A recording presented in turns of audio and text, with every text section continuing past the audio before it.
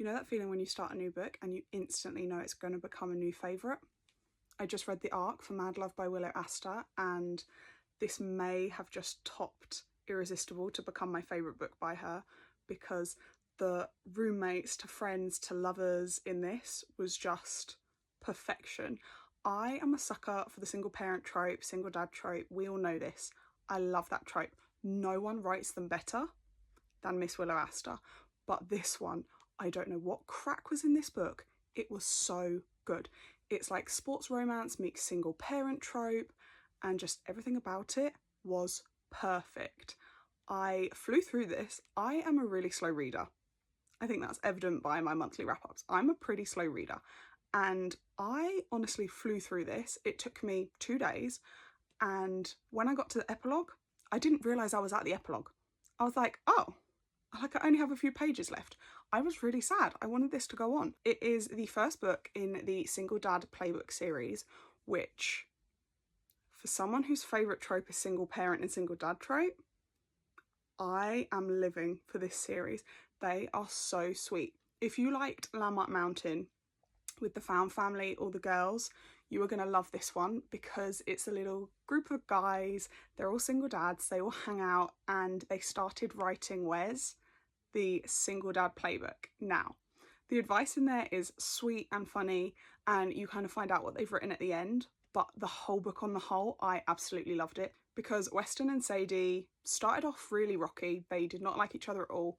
The only thing that they have in common is his son Caleb. She is Caleb's aunt. Something happens at the beginning of the book. I'm not going to spoil it for anyone, but circumstances arise that mean she is Caleb's caretaker, and she moves in with him. They start off really rocky because he didn't know he had a son. So, not off to the best start, but they like develop this friendship over time.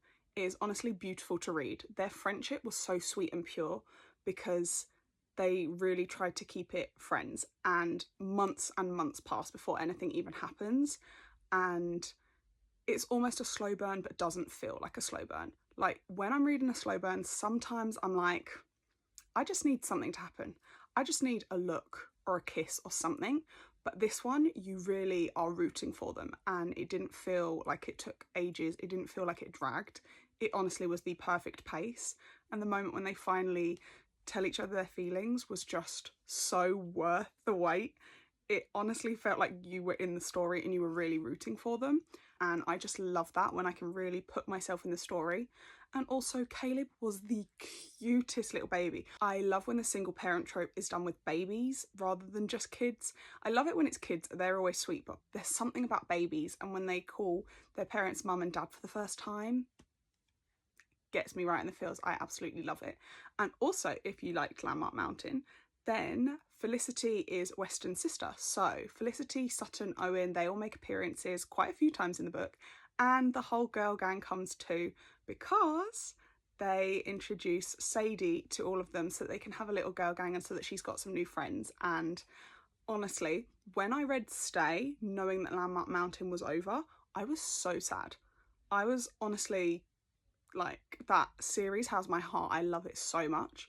So to know that the characters are still going to be in this series and that we're still going to see them, I absolutely loved that. So do yourself a favour and go and read Mad Love by Willow Aster, because it might just be her best book yet.